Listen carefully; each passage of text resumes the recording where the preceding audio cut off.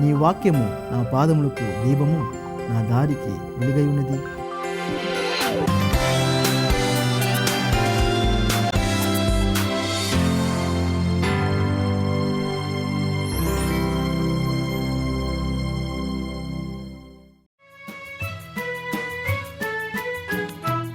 ఆత్మ నింపుమా, జీవాత్మ నింపుమా, పరమ పావనాత్మ నీదు వరములియుమా. ఆత్మ నింపుమా,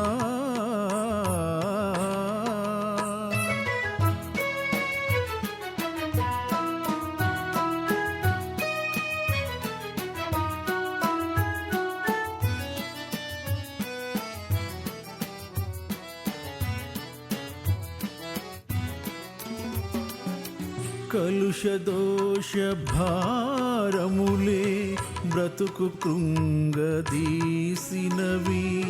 వ్యాధి బాధలేకములై క్షేదమాయెను. ఘనదైవమా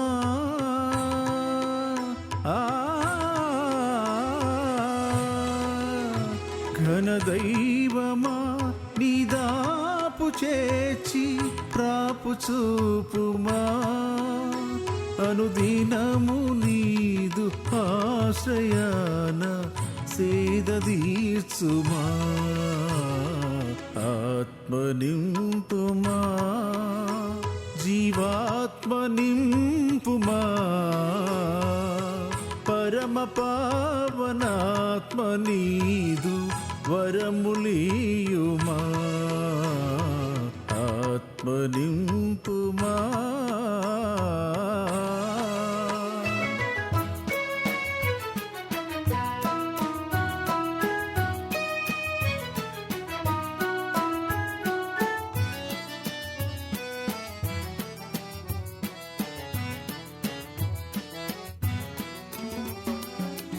అహము ఇహము పాశములై వ్యధన పాలు చేసినవి, పొడను పాప పొడల చేత వేద్యమాయెను.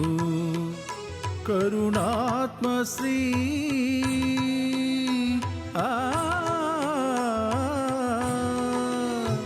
కరుణాత్మశ్రీ, నీ కరుణమించి శరణమీయుమా. తృణమైన బ్రతుకు తూలిపోక జాలి చూపుమా.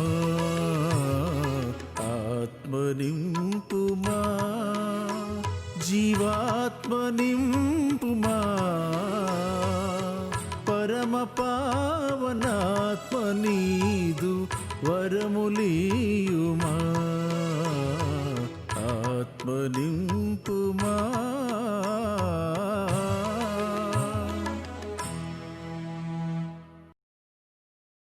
ప్రభువునందు ప్రియ సహోదరి సహోదరులారా, మన ప్రభు అయిన యేసుక్రీస్తు నామములో మీ అందరికీ వందనాలు తెలియజేయుచున్నామండి. అదే రీతిగా మిమ్మల్ని అందరినీ కూడా ఈ సమయమందు హోప్ టీవీ ఇండియా ఛానల్కు ప్రేమపూర్వకంగా ఆహ్వానిస్తున్నామండి. ఈ సమయమందు దేవుని యొక్క వాక్యము నుంచి భయము నొంది పాపము చేయకుడి అనే విషయాన్ని మనం తెలుసుకుందాం. భయము నొంది పాపము చేయకుడి. పాపము చేయటానికి మనిషి భయపడాలి. మనిషి భయపడినప్పుడు మాత్రమే పాపం చేయకుండా జీవించగలడు. పాపం చేయటానికి మనిషికి భయం లేదు కాబట్టి మనుషుడు పాపం చేయుచున్నాడు. అందువలన దేవుని వాక్యము నుంచి భయము నుండి మీరు పాపము చేయకుడి అనే విషయాన్ని మనము ఈ సమయం ముందు మనం తెలుసుకుందాం. మన ధ్యానము నిమిత్తము కీర్తనల గ్రంథము 4వ అధ్యాయము 4వ వచనాన్ని మనము పరిశీలన చేద్దాం. భయము నుండి పాపము చేయకుడి. భయము నుండి పాపము చేయకుడి. ఈ లోకంలో మనము చాలా విషయాలకు భయపడతాం, కానీ పాపము చేయడానికి మాత్రం మనము భయపడం. కరెంట్ అంటే మనకు భయం. కరెంట్ దగ్గర మనం చాలా జాగ్రత్తగా వ్యవహరిస్తాం. స్విచ్ వేసినప్పుడు, స్విచ్ ఆఫ్ చేసినప్పుడు మనం చాలా భయపడతాం, జాగ్రత్త తీసుకుంటాం, శ్రద్ధ తీసుకుంటాం. ఎలా పడితే అలాగా తడి చేతులతో కానీ అనాలోచితంగా కానీ దానిని మనం ఉపయోగించము. చాలా జాగ్రత్తగా భయంతో మనం ఆ పనిని చేస్తూ ఉంటాం. ఏం కారణాన్ని బట్టి మనం భయపడుతున్నాం? కరెంటు వలన వచ్చే ప్రమాదం మనకి తెలుసు కాబట్టి, ఆ ప్రమాదం ఎలా ఉంటుందో మనకు తెలుసు కాబట్టి ఆ ప్రమాదం కోసం మనము భయపడుతున్నాం. సహోదరి సహోదరులారా, ప్రమాదం ఏంటో మనకు తెలిసింది, ఆ ప్రమాదం యొక్క పర్యవసానం ఏంటో మనకు తెలిసినాయి. అందువల్ల మనం భయపడి చాలా జాగ్రత్తగా వ్యవహరిస్తూ ఉంటాం. చీకట్లో నడవాలంటే భయపడుతూ ఉంటాం. చీకట్లో ఏది కరుస్తుందో ఏది కుడతాదో మనం భయపడి చాలా జాగ్రత్తగా నడుస్తూ ఉంటాం. చీకట్లో గుప్పులు తగులుతాయో రాళ్ళు తగులుతాయో లేదా దేనిని గుద్దుకుంటామని మనం భయపడి చాలా జాగ్రత్తగా ఆచితూచి మెల్లమెల్లగా మనము అడుగులేస్తూ ఉంటాం. చీకటి అంటే మనకు భయము, కరెంట్ అంటే మనకు భయము, దానివల్ల వచ్చే ప్రమాదములు మనకి తెలుసు కాబట్టి. ముళ్ళ కంచులు నడవాలంటే మనం భయపడుతూ ఉంటాం. ఎందుకు భయపడుతూ ఉంటాం? ముళ్ళు గుచ్చుకుంటాయేమో చెప్పులు వేసుకుంటాం, అయినప్పటికీ మెల్లని అడుగులు వేసుకుంటూ జాగ్రత్తగా మనము నడుస్తూ ఉంటాం. ఏం కారణాన్ని బట్టి అంత శ్రద్ధ తీసుకుంటున్నాం? దానివలన వచ్చే ప్రమాదం మనకి తెలుసు కాబట్టి. భయము మనకి ఎప్పుడైతే కష్టములు ఉన్నాయని, నష్టములు ఉన్నాయని, ఇబ్బందులు ఉన్నాయని, శ్రమలు ఉన్నాయని మనకు తెలుస్తుందో అప్పుడు మనం భయపడుతూ ఉంటాం. సహోదరి సహోదరులారా, దాని పర్యవసానం, దానివలన వచ్చే శిక్షలు మనకు తెలిసినప్పుడు భయపడి మనం జాగ్రత్త వహిస్తూ ఉంటాము. ఈ లోకంలో మానవుడు చాలా విషయాలకు భయపడుతూ ఉంటాడు, చాలా విషయాలు జాగ్రత్త తీసుకుంటూ ఉంటాడు, చాలా విషయాలు శ్రద్ధను తీసుకుంటూ ఉంటాడు. తన జీవితంలో ప్రయాణములు చేసినప్పుడు, చీకట్లో నడిచినప్పుడు, ముళ్ళల్లో నడిచినప్పుడు ప్రతి విషయంలో ఎంతో జాగ్రత్త తీసుకుంటూ ఉంటాడు. రోడ్డు మీద నడవటానికి ఎడం చేతి వైపు నడుస్తూ ఉంటాడు, జాగ్రత్తగా నిదానంగా చూసుకుంటూ నడుస్తూ ఉంటాడు. ఏం కారణం అంటే భయము.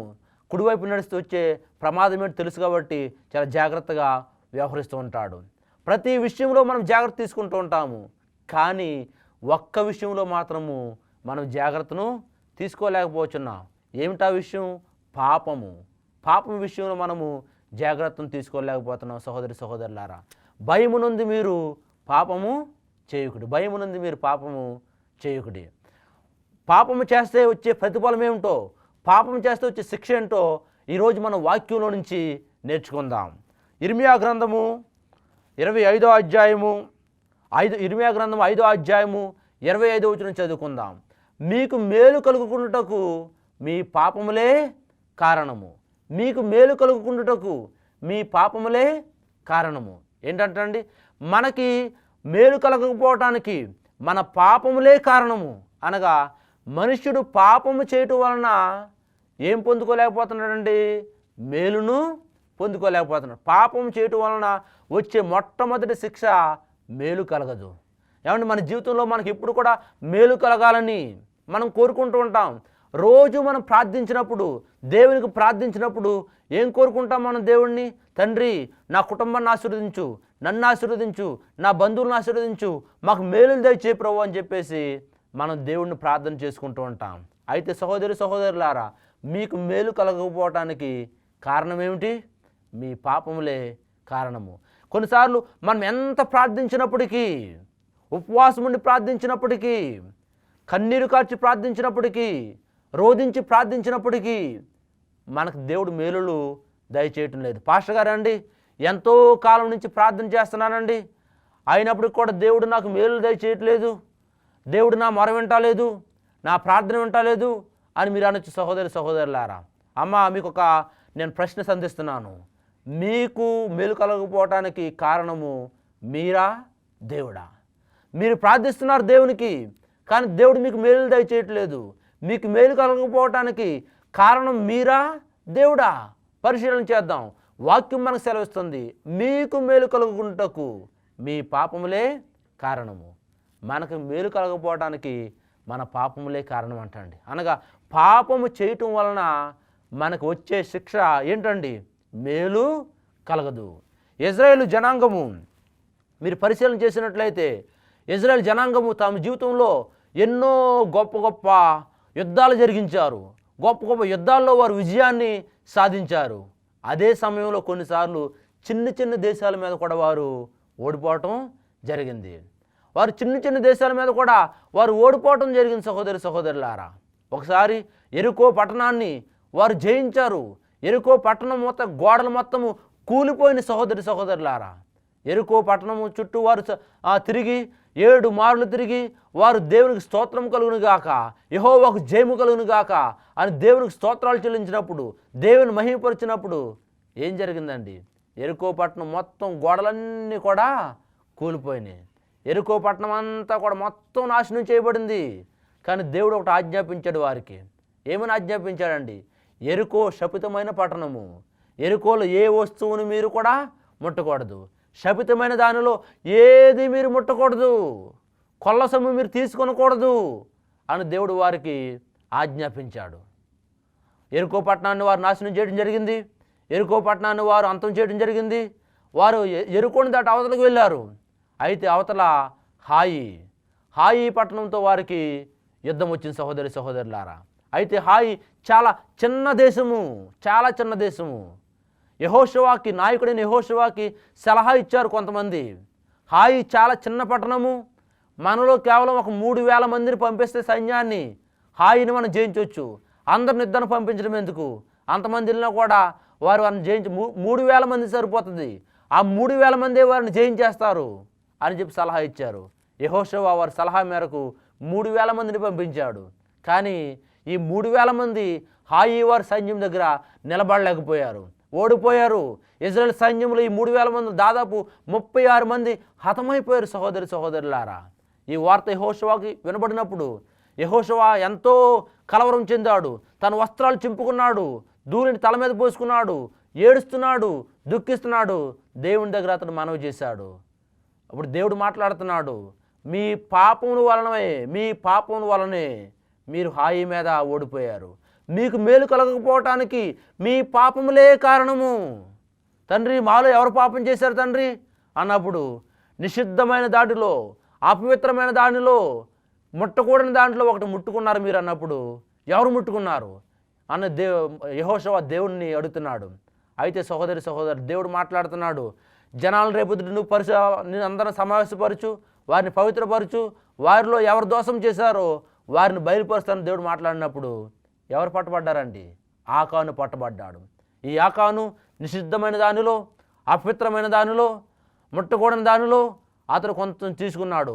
ఒక విలువైన వస్త్రాన్ని, బంగారమును, వెండిని అతడు తీసుకుని దానిని ఎవరికి తెలియకుండా రహస్యముగా తన డేరాలో దాచిపెట్టుకున్నాడు. సహోదరి సహోదరులారా, దేవుని ఆజ్ఞను అతిక్రమించి దేవుడు చేయవద్దన్న పని చేయటమే పాపము. ఇజ్రాయెల్ యుద్ధంలో దేశాలను గెలిచినప్పుడు కొల్ల సొమ్ము తీసుకుంటుండేవారు. అది వారికి ఆనవాయితీ, అది వారికి అలవాటు, కొల్ల సొమ్ము వారు విభాగించుకునుట. అయితే దేవుడు వారితో మాట్లాడుతున్నాడు, యెరికోలో మాత్రము మీరు కొల్ల సొమ్ము తీసుకొనవద్దు, అది అపవిత్రమైన దాన్ని మీరు ముట్టకూడదు అని దేవుడు వారికి సెలవిస్తున్నాడు. దేవుని మాట వారు వినలేదు కాబట్టి, వారిలో ఆకానుని వాడు దేవుని మాట వినలేదు కాబట్టి అది పాపముగా ఎంచబడింది. దేవుని మాట వినకపోవటమే పాపం, చెప్పింది చేయకపోవటమే పాపం, చేయకూడదని చెప్పింది చేయటమే పాపం. సహోదరి సహోదరులారా, దేవుని యొక్క ఆజ్ఞను అతిక్రమించటమే, ఆజ్ఞాతిక్రమమే పాపమని దేవుని వాక్యం సెలవిస్తుంది. ఆకాను పాపం చేసిన కారణాన్ని బట్టి ఇజ్రాయేల్ జనాంగమంతా కూడా హాయి దేశం మీద వారు ఓడిపోవటం జరిగింది. చూడండి, ఇప్పుడు ఇజ్రాయేలీలకి మేలు కలగకపోవటానికి కారణం ఏంటండి? వారి పాపములే కారణము. మొట్టమొదటి మాట, పాపము చేయకుండా ఉండాలి. మనం పాపం చేస్తే మనకు వచ్చే శిక్ష ఏంటండి? మొట్టమొదటి మాట, మేలు కలగదు. భయం నుండి మీరు పాపం చేయకుడి, పాపం చేస్తే మీకు మేలు కలగదు.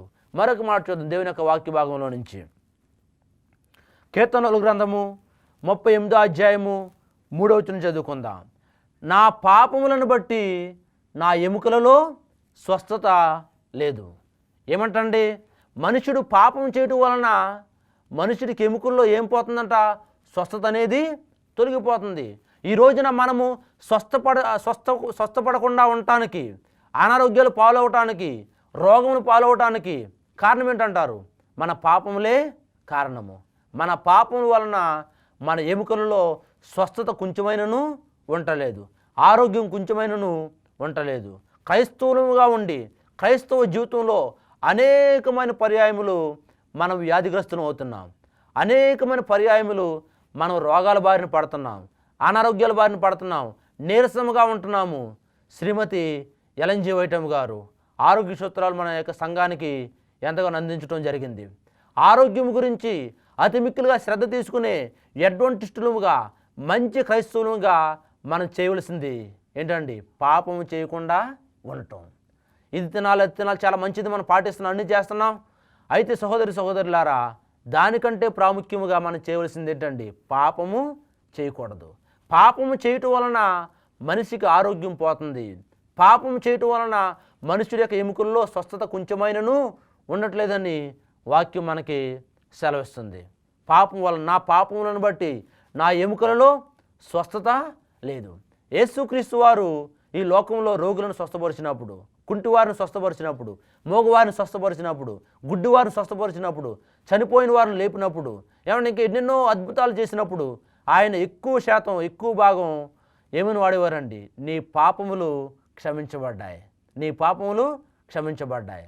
మరి ఎక్కువ కీడుని కలుక్కున్నట్లు ఇక నువ్వు పాపము చేయకు. బెతస్తా కోనేటి దగ్గర ఒక వ్యాధిగ్రస్తుడు బాగుపడినప్పుడు ఆ వ్యాధిగ్రస్తుడు ఏమని చెప్పారు యేసుక్రీస్తు వారండి? ఇక నువ్వు పాపము చేయకు. మరి ఎక్కువ కీడుని కలుక్కున్నట్లు ఇక నువ్వు పాపము చేయకు. కపెర్నహూములో ఒక వ్యాధిగ్రస్తుడు తీసుకురాబడ్డాడు. అతను పరుపుతోటే తీసుకొచ్చారు వ్యాధిగ్రస్తుడిని. యేసుక్రీస్తు వారు ఒక ఇంటిలో కూర్చుని ఆయన వాక్యాన్ని బోధిస్తున్నారు. ఆ ఇల్లంతా జనాలతో నిండిపోయింది. ప్రహారీలు కూడా, వరండాలు కూడా జనాలు కూర్చున్నారు. లోనికి వెళ్ళడానికి అవకాశం లేదు. వారి ఇంటి వెనక భాగం నుంచి ఇంటి పైకెక్కి కప్పు పెంకులు ఊడదీసి తాళ్లతోటి, ఆ పరుపుతోటి యేసుక్రీస్తు వారు కూర్చున్న ప్రాంతంలోనికి ఆ రోగిని దించారు. ఆ రోగిని చూసినప్పుడు యేసుక్రీస్తు వారు ఆ రోగిని కాదు, పైనుంచి తాళ్లతో దించుతున్న వారి విశ్వాసమును చూచి యేసుక్రీస్తు వారు ఏం చేశారండి? ఆ రోగి మీద జాలిపడి ఆ రోగిని స్వస్థపరిచారు. ఆయన స్వస్థపరిచినప్పుడు ఒక మాట మాట్లాడుతున్నారు, నీ పాపములు క్షమించబడ్డాయి, నెమ్మది గలవాడు వెళ్ళని చెప్పేసి ఆయన మాట్లాడుతున్నారు. ప్రభువునందు ప్రియ సహోదరులారా, మనుషుడు స్వస్థపరచబడటానికి, ఆరోగ్యం పొందటానికి, ఆరోగ్యముగా జీవించటానికి చేయవలసింది పాపము చేయకుండా ఉండటం, పాపము లేకుండా జీవించడం. పాపము లేకుండా జీవించటం చాలా ప్రాముఖ్యమైనది. నా పాపములను బట్టి నా ఎముకలలో స్వస్థత కొంచెమైనను లేదు అని కీర్తనకారుడు మాట్లాడుతున్నాడు. సహోదరులారా, మీరు గమనించినట్లయితే యేసుక్రీస్తు వారు స్వస్థపరిచినప్పుడు కూడా నీ పాపములు క్షమించబడ్డాయి. అంటే స్వస్థతకు, పాపములు క్షమించబడటానికి చాలా అవినాభావ సంబంధం అనేది ఉన్నది. అనారోగ్యానికి, పాపానికి చాలా అవినాభావ సంబంధం అనేది ఉన్నది. అందువలన ఒక మనుషుడు ఆరోగ్యవంతుడిగా ఉండాలంటే, ఒక మనుషుడు ఎటువంటి రోగములు లేకుండా మంచి సౌఖ్యముగా జీవించాలంటే, ఆరోగ్యకరంగా జీవించాలంటే అతడు పాపం చేయకుండా ఉండాలి. పాపం చేయటం వలన వచ్చే శిక్ష ఏంటండి? స్వస్థత పొందలేము. మొట్టమొదటి మాట, పాపం వలన వచ్చే శిక్ష ఏంటండి? మేలు కలగదు.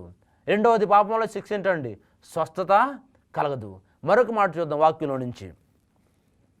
యెషయా గ్రంథము 59వ అధ్యాయము 2వ వచనం చదువుకుందాం మనం. యెషయా గ్రంథము 59వ అధ్యాయము 2వ వచనం అండి.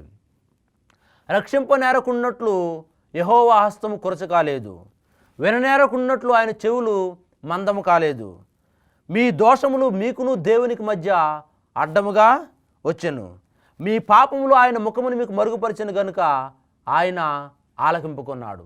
మీ పాపములు ఆయన ముఖమును మీకు మరుగుపరిచెను. మన పాపములు దేవునికి మనకి మధ్య అడ్డముగా ఉన్నాయంటండి. మన పాపములు దేవునికి మనకి మధ్య అడ్డముగా ఉన్నాయి.